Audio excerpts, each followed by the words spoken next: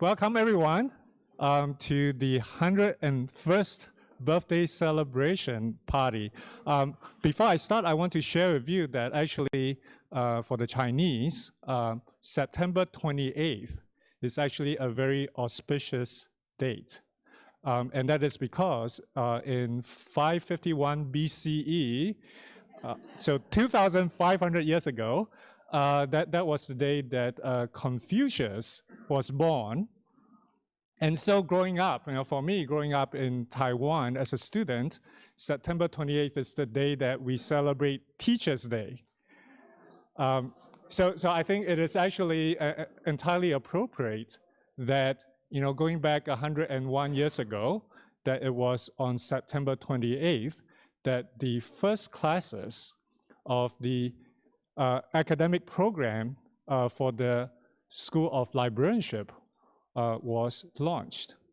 We are actually not very sure where that class was held, whether it was here in South Hall or not. South Hall was already around for around 20 years, so it is possible. And maybe some of you here in the room actually has the answer to this question.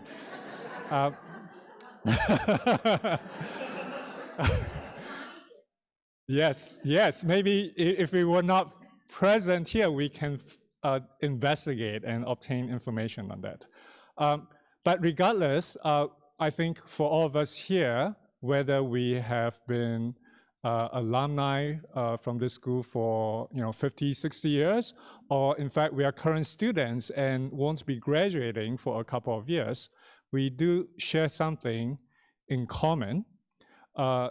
One, of course, the fond memories that we have in our time here in South Hall, but also, I think more importantly, this conviction that we share that in our profession, information for the social good, information as a social mission, I think that is something that really brings us together over the many decades.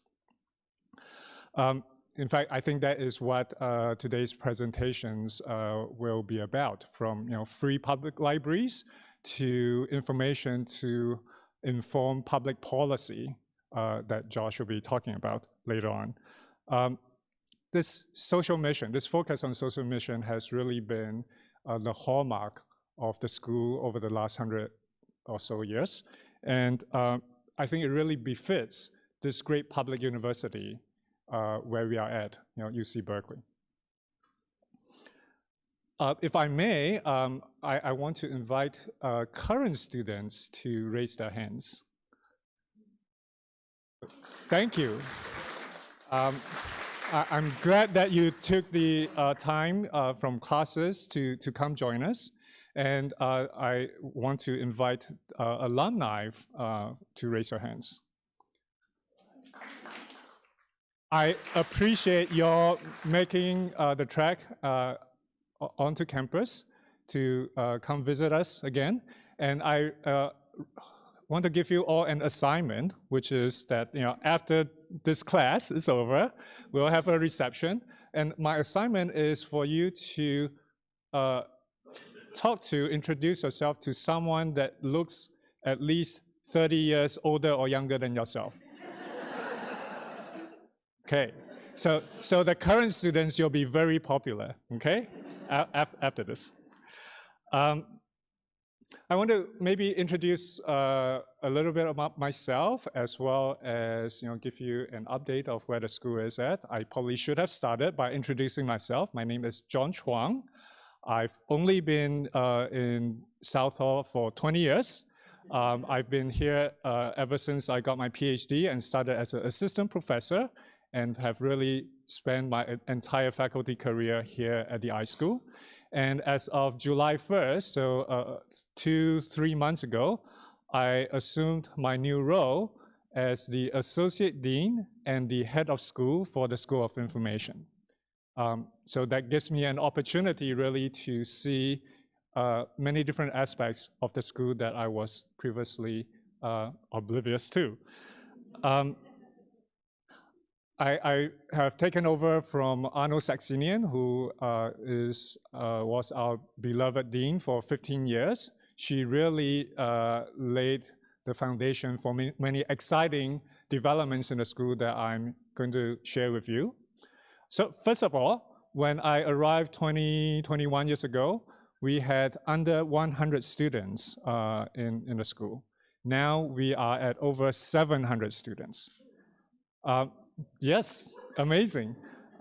We cannot all fit 700 of them here in South Hall. Many of them are, in fact, full-time or part-time students in our online degree programs.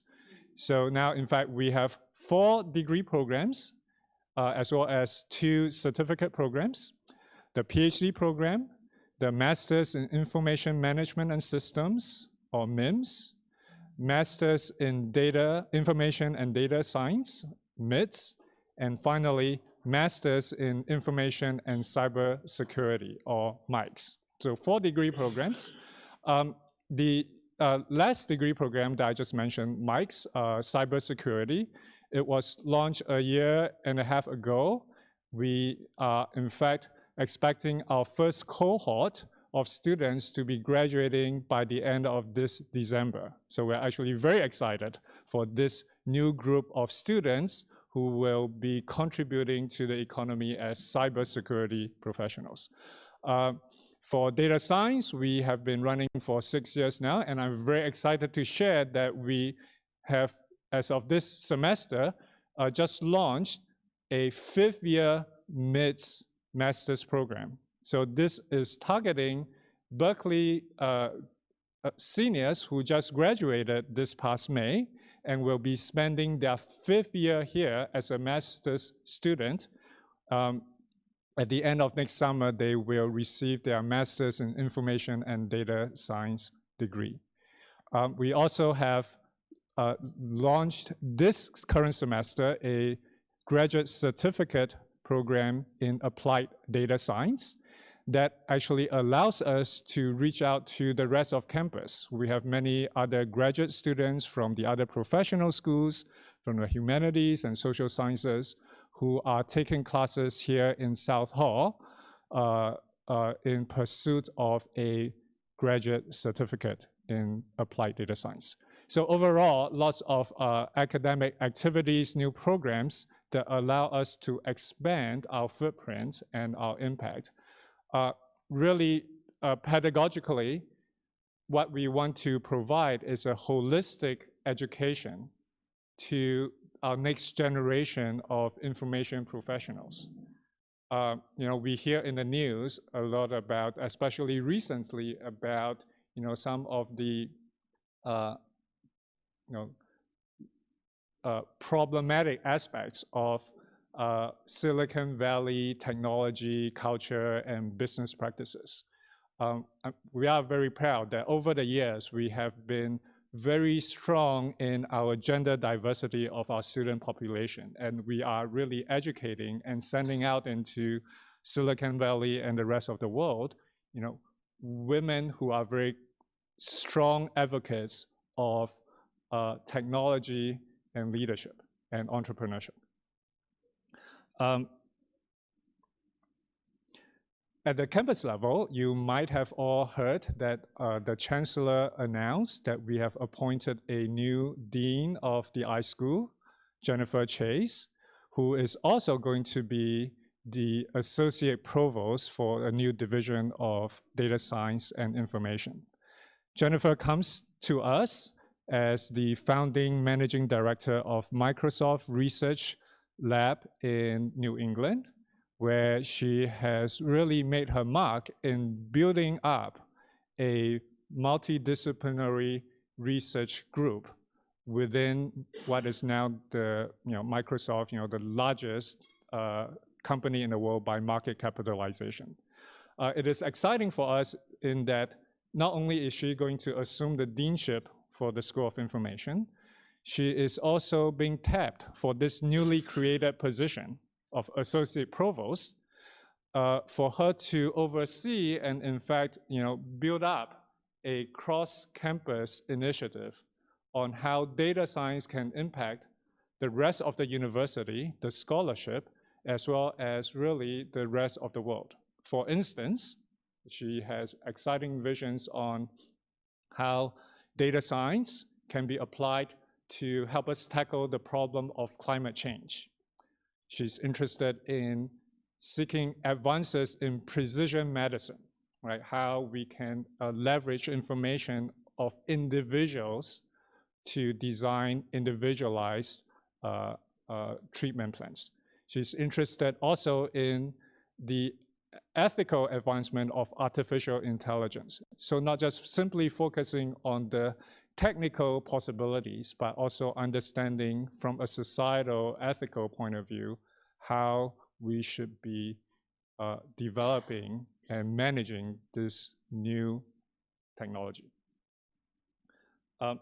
So really, I think that's just a simple snapshot to give you a sense of the very exciting time that we are at here at the School of Information, more broadly at the University of California here at Berkeley. And I really am so happy to have all of you here to join us today to look back 101 years of the accomplishments of this school, as well as to help us look forward and to help support us as we continue to imagine, envision what the next 100 years of the School of Information can be about. So thank you. So with that, I'm going to turn over the program to Professor Buckland. I think between he and I, if we add up our number of years, maybe we are more than halfway to 101 years old. Sometimes. But Michael, I will ask Michael as well as Professor Joshua Blumenstock to both introduce themselves before they get into their respective presentations. And then after those presentations, I will come back with some closing remarks. Thank you. Thank you. Thank you, Michael.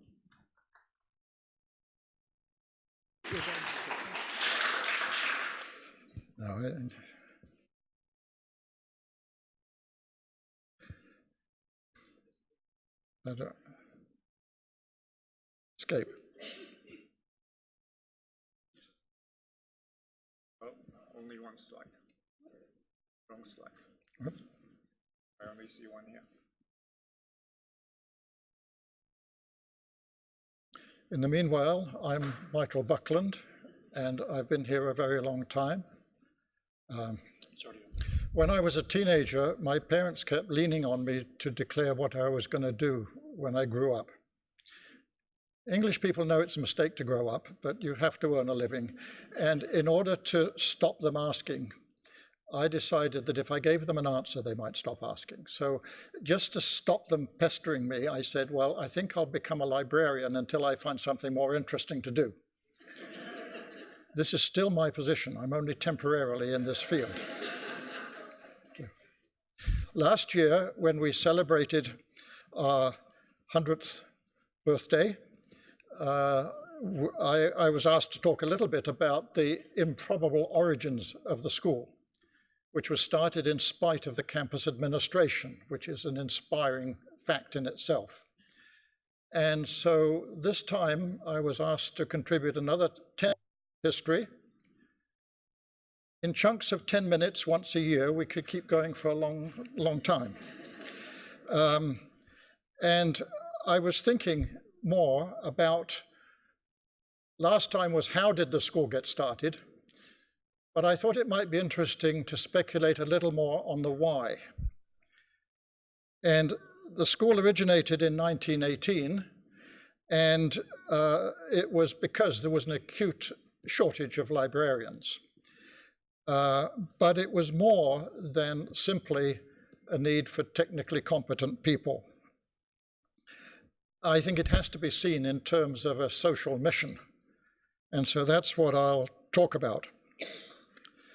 The 1890s seem to have been a really pivotal time.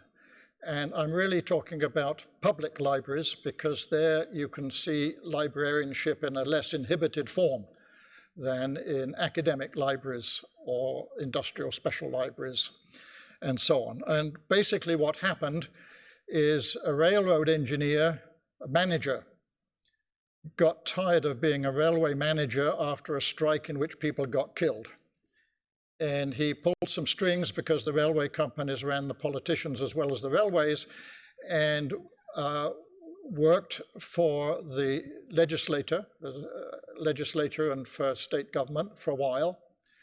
In those days, the state library, the second largest state library in the United States, was not open to the public. It was only for state officers and their staff and the legislature. And he went over one day and it was empty. You had this colossal collection, no staff visible, no readers visible. And he had an epiphany.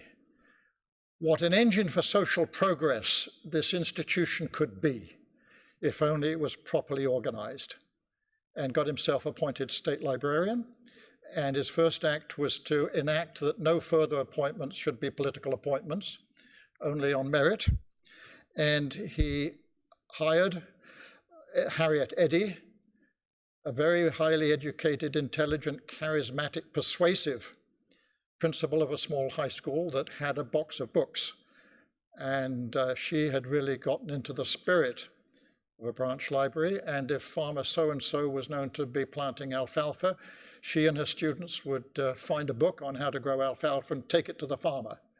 And then she wrote to the state library and said, I need more books. And he was so impressed, he hired her to organize county library services. And she did that, 40 in about 4 years. So they needed a lot of librarians. Now, everybody wanted Berkeley to start a school of librarianship, but the president said no. I'm not quite sure why. They started a College of Commerce already, but he said no, repeatedly.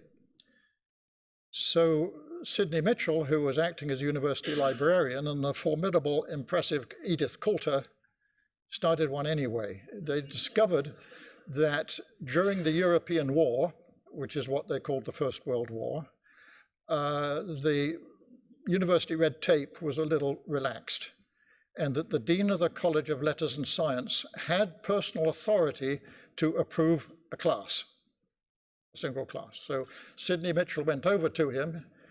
He was a very shrewd person with a sense of humor and great people skills. He must have been rather like our late colleague Yale Braunstein, I think. At any rate, he went over to the dean, and the dean said, sure, what do you want? And he said, well, we've got this terrible problem of not enough training for librarians. So the dean said, well, put something in writing and send it to me. So he went back to the library and he got Edith Coulter, who was the head of reference, and they wrote down 6 courses and a description and sent it over to the dean, and the dean signed it. The theory is that President Wheeler didn't himself personally proofread the course announcements, the catalogue of courses, and he didn't know. The library staff, people from the state library and other local librarians did the teaching, and they taught students who were already on campus, admitted in some degree program. At the end of the year, there was a well-trained cohort. They couldn't get a degree because they hadn't dared ask for a degree. That would have given away the game. But there was such a shortage, they would get jobs anyway. And Wheeler, to his credit, accepted a fait accompli and allowed us how maybe there should be a Department of Library Science, and later maybe it should even have a budget, and so was history made. Now, there's a question of why. And on the face of it, it was a question of expertise. Library services were expanding fast, and they were getting more complicated. In the 1890s, the public libraries started having separate reference departments, and that was when they started having separate children's departments in public libraries. And people were getting excited about cataloging codes and classification. And there were the beginnings of technology beyond 5x3 cards. You have to make an effort to think about living without being able to copy documents. You know, we'd have to transcribe them by hand. And so here's a nice example of library high tech. A photostat copier is invented by a humanities professor editing Syriac manuscripts. and hard to transcribe, so he sort of cobbled together this. It became a huge commercial success in 1910, and it was the killer app of the early 1900s. And a lot of other things were going on. But I don't think that it was the technology that really was what induced people to go to library school. Rather, it was more of a social mission. Speaking for myself, as a teenager trying to fend off my parents, one of the reasons was it wasn't that I liked books particularly, but I thought libraries were socially beneficial things and they were probably congenial to work in. And I'll think of something later to do. Anyway, and there was a whole raft of related issues. There was the issue of self-help for social mobility. That's what libraries can do. Improving skills and literacy. In 1910 or around then, there was a huge number of adults who were not literate and of adults who were not fluent in English. And if they were going to come to the United States, or even if they were born in the United States, if they were to get on, they needed literacy and learning. And this was a period of so-called progressive education. That is to say that the teaching should be tailored to the individual's needs and interests. That's not always been the way that education has been done. And this was the period, well, from the 1890s onwards, when libraries moved much further away from just a collection of books to a set of services, including what they called readers' advisors. And the big public libraries like San Francisco, they would organize classes in English as a second language, and they would put on programs so that people could understand how to get citizenship. And I mentioned special libraries here because that was a rather different field. They wanted their own separate organization, but it was a sort of similar motivation. And adult education was seen as terribly important. I mean, the public school systems only go so far, and only to a certain age. And so you had this very large need that needed to be met. This book by Alvin Johnson, he wasn't a librarian, he was an educator, and he decided to look into public libraries and wrote this sort of panegyric to what public libraries could do. Largely complimenting the public schools. It's worth noting that newspapers were regarded as suspect. They were run by ruthless corporate entities, and they were driven by adverts. What a concept. And you couldn't trust everything they said. And this sort of convergence of good things to do and need was really for everybody. This picture was an election poster for trying to get a tax approved in Los Angeles. And it wasn't just all idealistic. Some of it was blatantly utilitarian. I mean, there are less positive interpretations about what was going on. It's a way to keep the masses quiet and to increase the competence of workers without paying them for it, to train them, and other things. Stanley Jevons was a notable economist. Even if they were very costly, free libraries would be less expensive than prisons, poorhouses, and other institutions maintained by public money, or the gin palaces, music halls, and theatres maintained by private expenditures. But tied in with all this, and the huge emphasis on education, was a concern with democracy. And in the 20s and 30s, this was something to worry about, as democracy was being attacked in one country after another. Imagine that. And that even reached the Berkeley campus. The very symbolic of this was the Spanish Civil War, where you had a democratically elected government being destroyed by a right-wing militia aided by the Italian fascists and the German Nazis. And so the big powers that were democratic basically did nothing. And so it ended up with volunteers rushing to Spain. They called themselves the international brigades. They had different brigades from people from different places. And the leader of the American brigade in the international brigades was a Berkeley doctoral student, called Robert Merriman. He was minding his own business doing a PhD on this campus and decided that more important was to preserve democracy, or try to. In Spain, he went off there with his wife and he got killed. And he's the model for Hemingway's hero, in For Whom the Bell Tolls. But library-wise, there was a sensitivity about democracy. And libraries were seen as important. You can't have a proper democracy without a well-informed citizenry. And looking for other things, I came across a remarkable paper by our founding director, Sidney Mitchell, entitled The Public Library and the Defense of Democracy.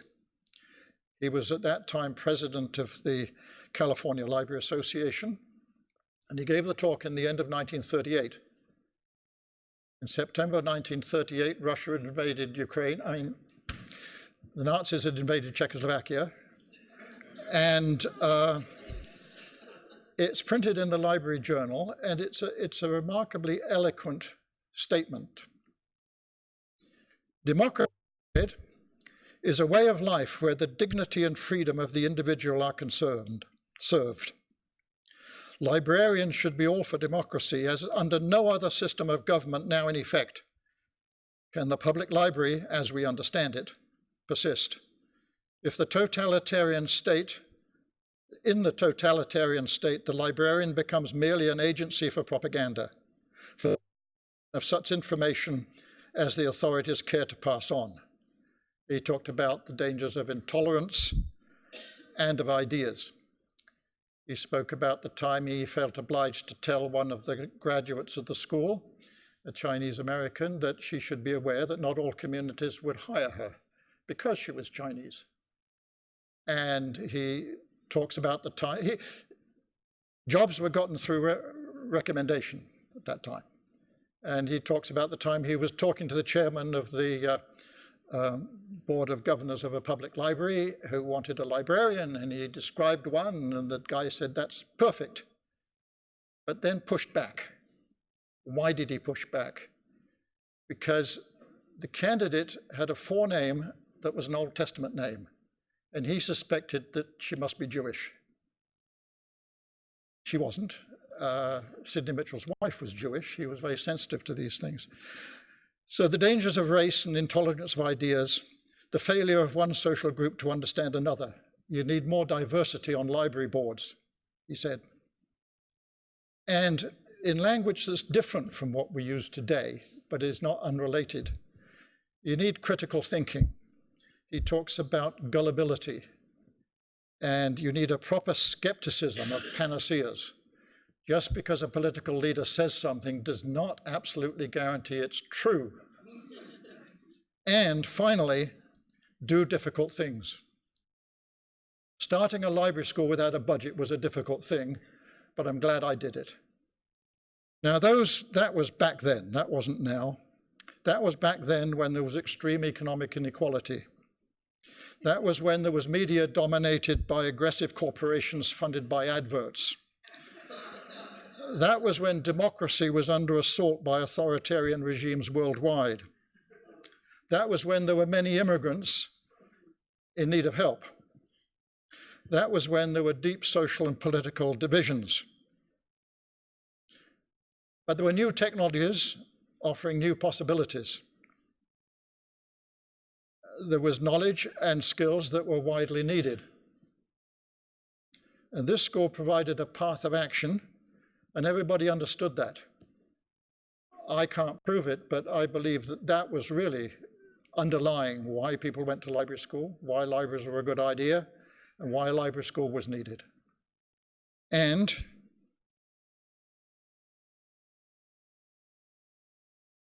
If you want more, come back next Friday, 3 p.m. We'll have a leisurely discussion on this. But fortunately, you don't have to look backwards, we can look forward. And it's my great pleasure to introduce Assistant Professor Joshua Blumenstock. He was a very, very clever student studying both physics and computer science, and then he moved into economics and saw the light, and he came to this school for his PhD. And he was snapped up by the University of Washington, but we managed to lure him back. And his work is a nice example of the combining of technical stuff and what matters socially.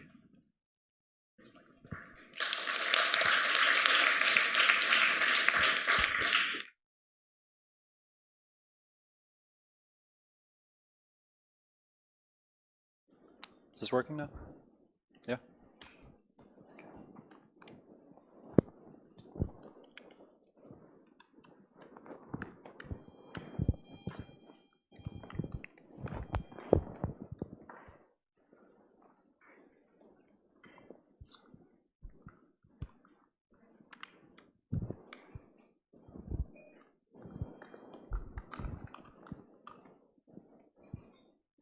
Great. Thank you for the introduction. Thanks also, John. So just brief introduction. I'm Josh Blumenstock. I actually did my PhD here at the School of Information. I finished in 2012, and then I was on the faculty at the University of Washington in Seattle for a few years until a position opened here, and I convinced them to take me back. So I've been here since 2016.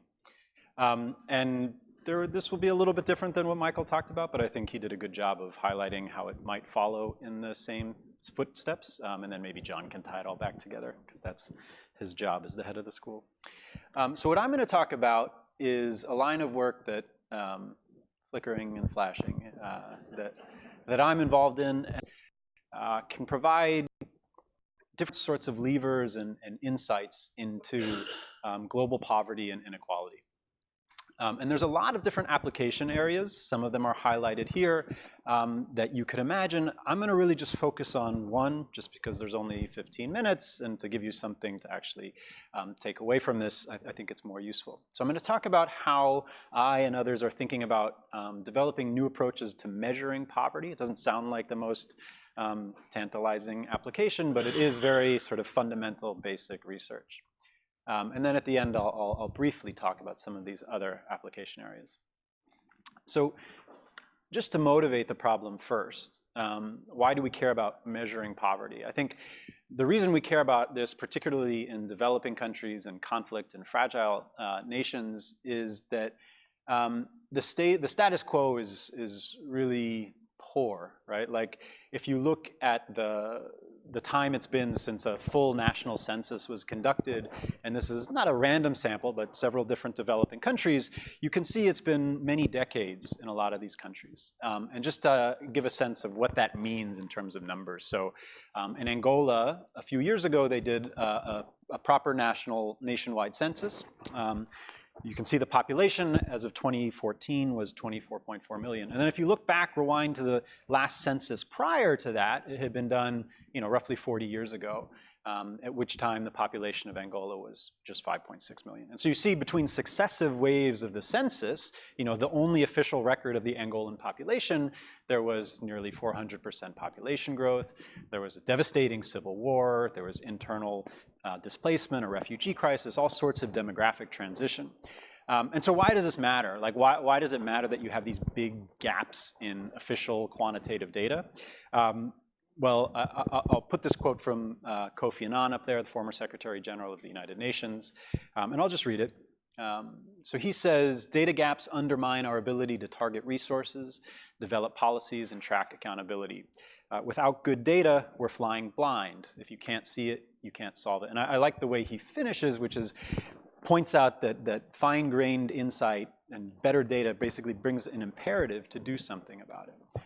And so if you're a policymaker or a researcher working on trying to understand the Angolan economy and the pathways out of poverty, and you're working with data that has the Angolan population at 20% of what it actually is, not where people say they are, you can imagine this would be a really difficult puzzle to solve. And why is this a problem? Really, it's just a matter of resources, because the way that traditional methods for measuring population characteristics, population density, population poverty rely very heavily on surveys. And surveys, there's a lot of, we can talk about what we mean by well-being and welfare. Economists typically rely on measures like income, assets, consumption, expenditures. There's a lot of work in public health, psychology, sociology, on other approaches like happiness or capabilities, or even things like cortisol levels, which reflect stress and depression. But whatever you think is your ground truth measure of welfare, typically it's going to cost tens or hundreds of millions of dollars to get a nationally representative data set. And so like the 2010 US Census cost order of $15 billion, right? And if we're talking about just a relatively small scale, like 10,000 household, nationally representative household survey, that still costs like $50 million. And so all those countries on that first slide, where it had been 40, 50 years, you know, not to mention the $50 million expenditure, but also all the infrastructure and technocratic expertise you need to conduct one of these surveys, it's a tall ask. And so this is where, like, you know, the quote-unquote big data might play a role. And so what this line of work is thinking about is how you can leverage non-traditional, sort of non-survey-based data sets in order to plug some of these data gaps. I call this like the Band-Aid approach. And when you think about what data might exist in really poor and developing countries, well, not large-scale survey data, but there are a few things that do exist. So one is remote sensing data, and primarily this is data that's being captured by orbiting satellites. So there's a company in San Francisco, it's called Planet Labs. They now photograph every populated section of the Earth's surface every day. So you can get an overhead image of Berkeley, California, I think actually 2 a day if you pay them. You can get 1 a day for rural Afghanistan, and 1 a day for rural Somalia, and so forth. The other is mobile phones, and so this is probably an overestimate, but even in the poorest countries of the world, you have fairly high rates of mobile phone penetration. We're talking average sub-Saharan African country might have 70% household penetration of mobile phones. And increasingly, you're seeing devices and platforms rolled out over the mobile phone network that are also generating lots of data. And so what do I mean by like big data? So when you have billions of people that are using digital devices, when they're using these devices, they leave behind what we call digital traces or digital footprints. And this is the data that's being generated when you're just using, you know, sitting here in the room, your smartphone in your pocket is transmitting packets back and forth to Apple or Google or whatever apps you have installed on your phone. And somewhere, some server is logging that activity. It's owned by Google, it's owned by Apple, it might be owned by, you know, the network routers that exist in Southall. And when you take all this data at the population scale, you can start to develop insight into like the social and economic patterns of the population that are generating that data. And so what I'm showing you, let me start this video over on the left. This is a map of Afghanistan. This is showing you like 1 day in the life of the mobile phone network, the largest mobile phone network in Afghanistan. And this is showing you the connections, basically the call volume between different cell phone towers in the country. And you don't need to know a lot about Afghanistan to know that most of the economic activity goes between Kabul, Kandahar, Herat, Mazar-i Sharif, and sort of and this is very apparent also in the mobile phone network. And here's like a pop quiz. This data set comes from the equivalent of like the Google Maps in China. So this is like a large internet company who will remain unnamed, but they're basically providing the mapping services for everyone that's using Waze or the Google Maps on their smartphone to get around. And so does anyone recognize where this might be? Beijing, yeah, so why? Because the ring road structure, right? Like it's very apparent in just this data that's being generated through this mapping platform. And so now hopefully you believe me that we're getting lots and lots of data from these contexts. The question then is, okay, can we use these like pretty data to plug some of these core holes in the quantitative statistical operations of the country? And so the real result here, and this was from a paper a few years ago, is that you can take those digital footprints, those digital traces, and use them to basically reverse engineer information and maps of demographic and socioeconomic characteristics. And so I think to provide some intuition, the idea is that really wealthy people use their phones differently than really poor people, right? Really wealthy people have more international contacts in their phone contact list. It turns out that really wealthy people tend to make more calls than they receive because you only pay for outgoing calls. Incoming calls are free, at least in Rwanda and Afghanistan. And so what we did is we got a very large data set. This was a data set from the mobile phone operator in Rwanda that captured the anonymized mobile phone metadata of a couple million Rwandans. And then we supplemented it with surveys. So we pulled like a strategically sampled 1,000 mobile phone users from this data set and actually called them on the phone to ask them questions like, on a scale of 1 to 5, how happy are you right now? Or tell us about the assets that your household owns. And from this, from these surveys with 1,000 people, we can get some notion of like this ground truth measure of someone's wealth or welfare. We can define this in different ways. But for the people who we actually spoke to on the phone, there were about 1,000 of them, we have this measure of wealth. And we also have all of their phone data. And from the phone data, we can construct these metrics like number of international calls or eigenvector centrality in a social network or what have you. But the point is that these things, these signals, these digital footprints that are generated in the devices can be used to estimate this ground truth. And the way we actually do it is we use sophisticated computational algorithms because we're not really smart enough to look at this huge data set and see that, oh, it's the international calls that are the best predictor of someone's wealth. But these algorithms are smart enough to sift through terabytes of data and extract these patterns and basically tell us how, if we want to predict someone's wealth, we would do it from phone data. And so fast forwarding a little bit, we can use these estimates to basically construct very granular estimates of the distribution of wealth and poverty. So this is another map of Rwanda, but what I've done here is divided it roughly according to the home locations of all of the phone owners, the phone users on the largest mobile phone network. So there's about 2 million of these little cells here on the map of Rwanda corresponding to the towers that the people are using on the network.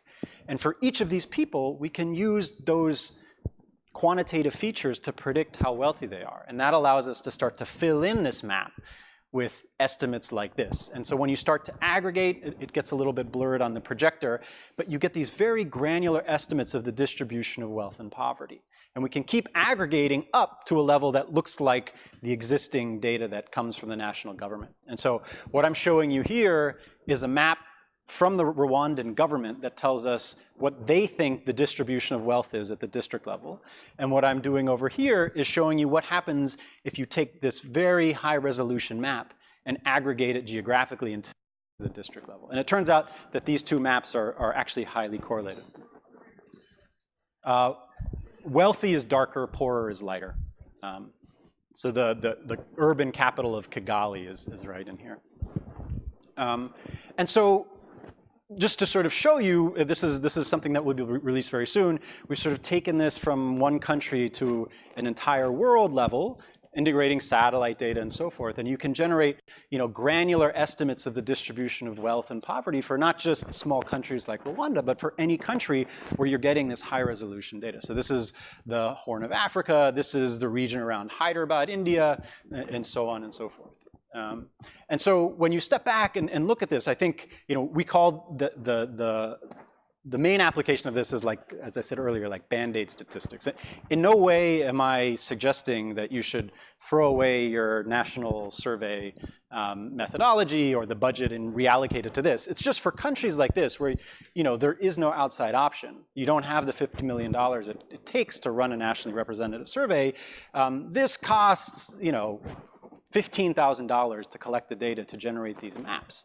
And when we do calibration exercises, it looks like the maps, at least at this level, are about as accurate as a 5-year-old nationally representative household survey.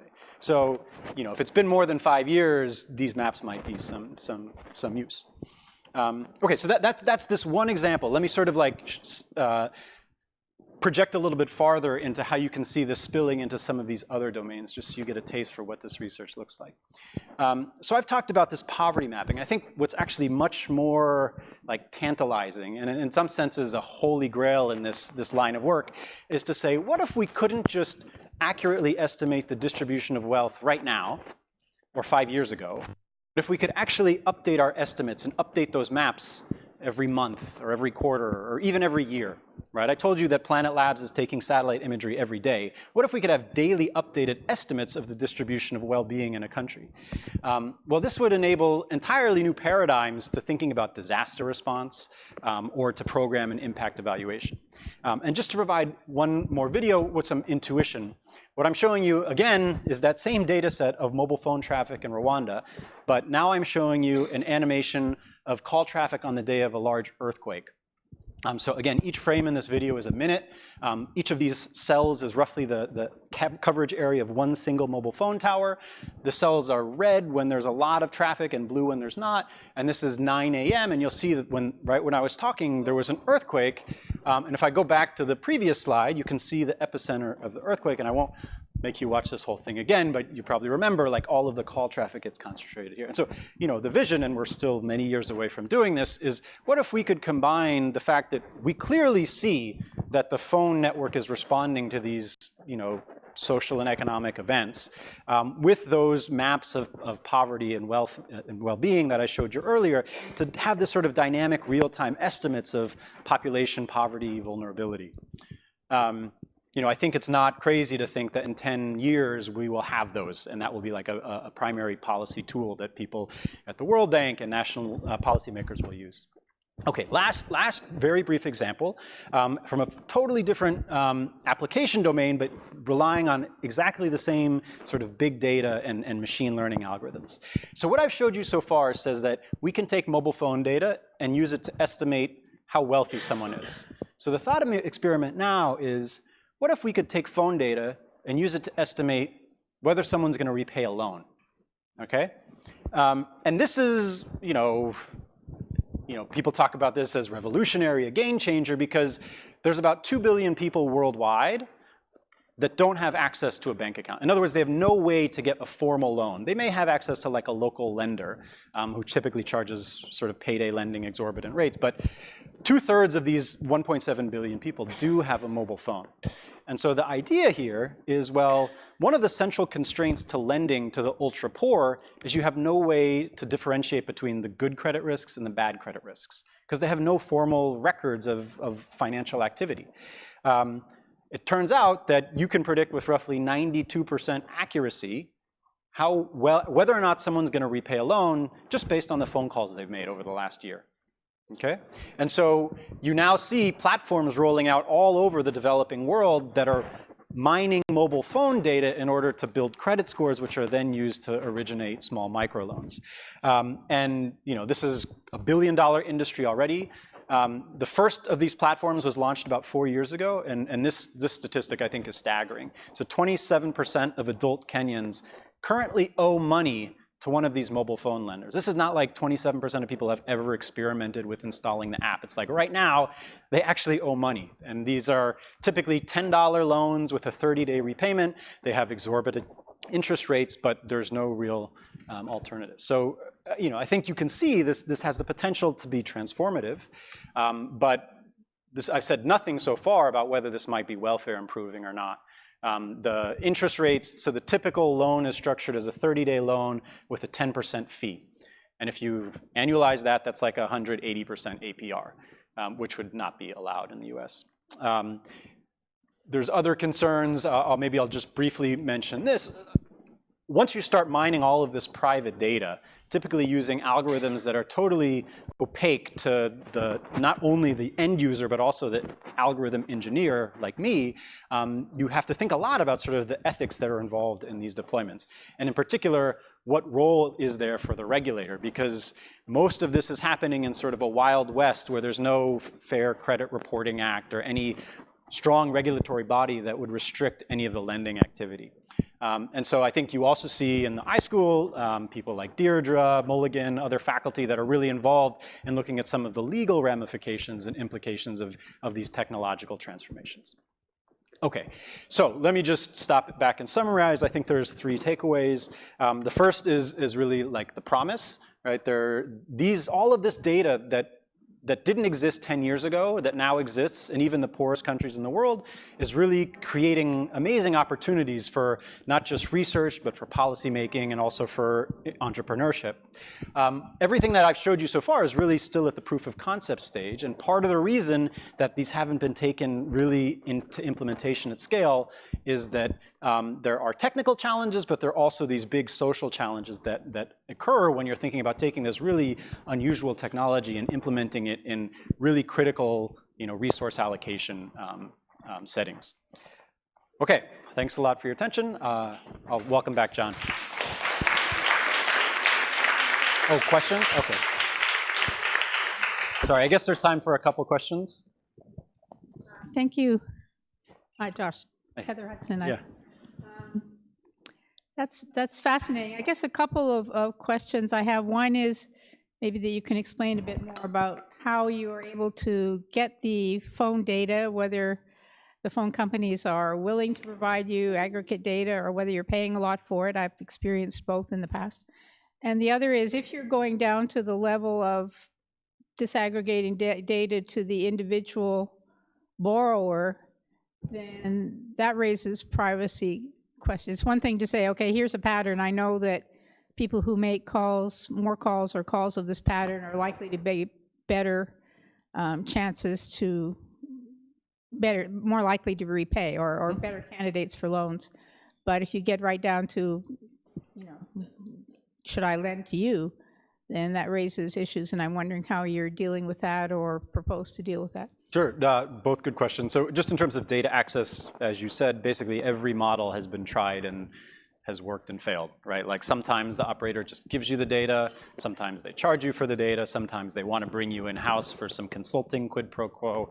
I don't think there's a one-size-fits-all. I think increasingly you see regulators that are mandating data repositories so that the operators have to provide some sort of anonymized data to the regulator so that people like us can use it for these sort of applications. The second question I think is not one I'll be able to give you a satisfying answer to, which is that there are extreme privacy concerns here. I think the reality is there is very little regulation. So like the GDPR in Europe are increasingly being enforced in Africa, but mostly these lenders that are originating loans based on phone activity have nothing that's telling them that they can't do anything. And it's actually not that different in the United States, right? When you agree to the terms of service, you're basically granting license to the person who owns the service to do whatever they want with your data. Now, there are a couple uses that are regulated in the US, like financial uses, but a lot of other stuff is not yet regulated to the extent that I think would make anyone comfortable. And I think in places like Afghanistan and Africa, the situation is much worse. What we do as researchers, we're sort of in a bubble. We're subject to the ethical review standards of the Committee for the Protection of Human Subjects. We have best practices, but I think once you get out into the real world, like there's no one enforcing those best practices. Yeah.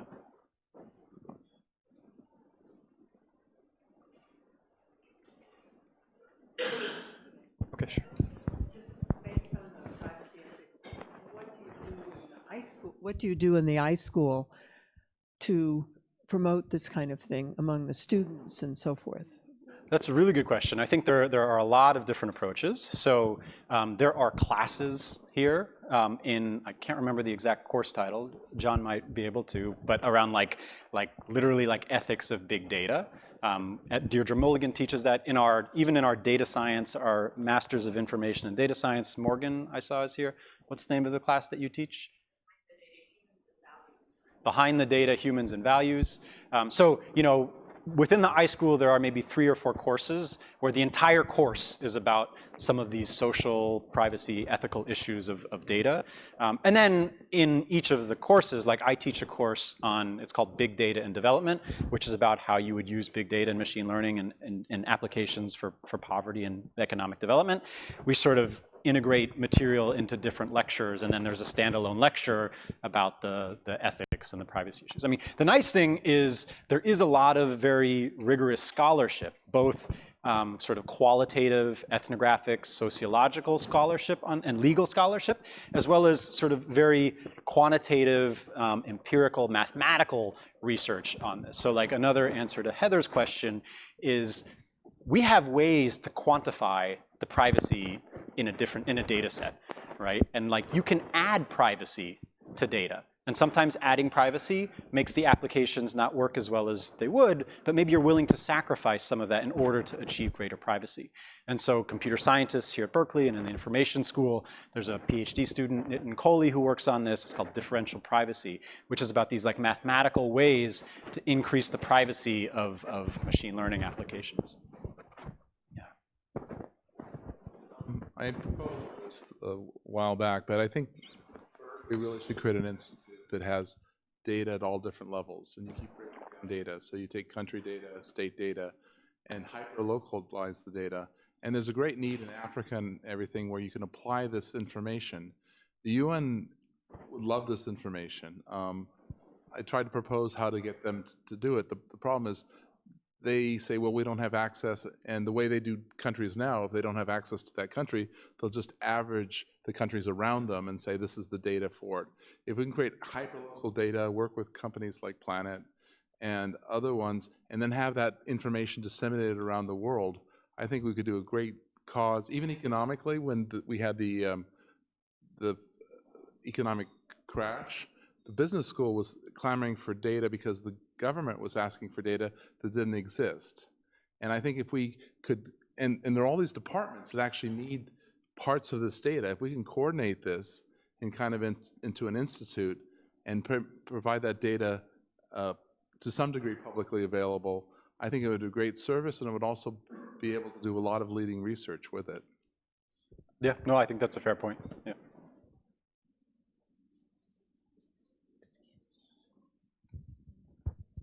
It's sort of the flip side of your work, but is anybody doing, that you know of in your sphere, any sort of quantification, qualification of the misuses that are currently in practice? Yeah, definitely. And Morgan might be more qualified to respond. I mean, there are entire institutes and centers, some on campus, some off campus, that are really devoted towards, I mean, more towards questionable uses of data and machine learning in social applications. I'm not aware of any center or institute that specifically focuses on misuses in developing countries. There are papers, and I can point you to a few, that are specifically about, like, you know, the privacy implications of using phone data for developing country research. But I'm not aware of anything that exists above the level of like individual researchers or individual papers. Okay, maybe last question. Thanks. I understand that our own government is moving toward census by digital software. The possibility of misinformation through digital collection rather than a personal is large, although I guess people could lie about anything on the printed one too. But it would certainly have the possibility of making this data available very quickly. What do you think about that? That's a question that's above my pay grade. I mean, I think there are a few really interesting issues in the US Census. One is around like the mode of data collection. And then the other one obviously is what questions are actually asked on the census. We won't go there. But then a third is whether there's any room to do like statistical interpolation or extrapolation. And I think, I'm not an expert in the Constitution, but my understanding is that there's actually language that doesn't make it easy to, like, statisticians are aware that you don't have full response to the census. And we know as statisticians how to correct for non-response. But my understanding is that you actually, like, you're not allowed to do that non-response for like reasons that are embedded in statute. Don't quote me on that. But I think the more generally, this is why I say, like, I think these sort of methods provide like an outside option, but not a replacement, right? Like, if you have $100 million, if you want the best data you can get, like you should do a gold standard sort of survey-based household survey. If you don't, if you have $50,000, but you want to have something, I think these provide an alternative. But I don't think we're anywhere near a state of the world where these could replace like what have been tried and tested for decades as like ground-based data collection. Okay, thanks again. Back to John. Do you need this?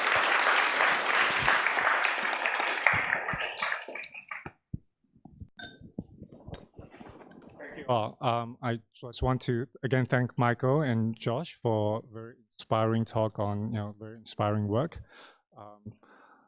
Michael, as he mentioned, and let me remind you in case you don't know, he's been running the Information Access Seminar for 25 years and running strong. So if you want to hear more, not just come next Friday, but in fact every Friday it is in fact open to everyone.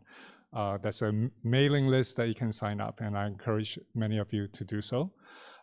Josh, I think it was mentioned just now that he's a proud graduate of our own school here.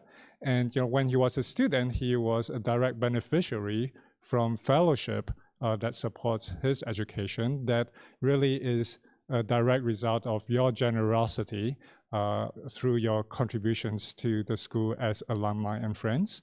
And so for those of you who are thinking of contributing to the School of Information, please reach out to Shanti Corrigan back there. She is our Senior Director of Philanthropy, and TF Force, our Director of Philanthropy as well. I actually recognize several of you that I met at the recent Benjamin Ide Wheeler Society luncheon. I'm so glad that you've come back and joined us today.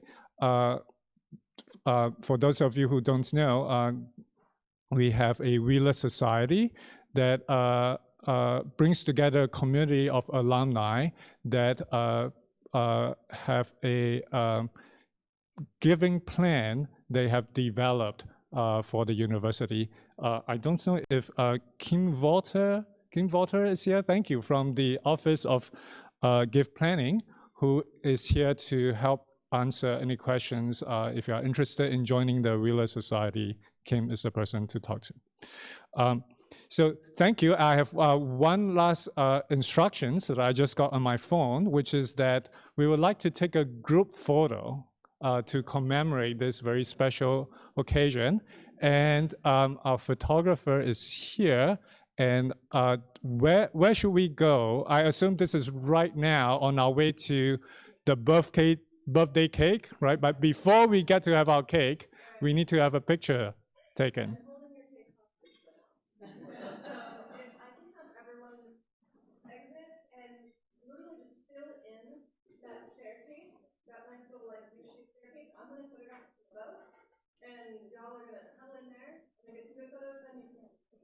So thank you again for coming to Southall and for joining us in this celebration.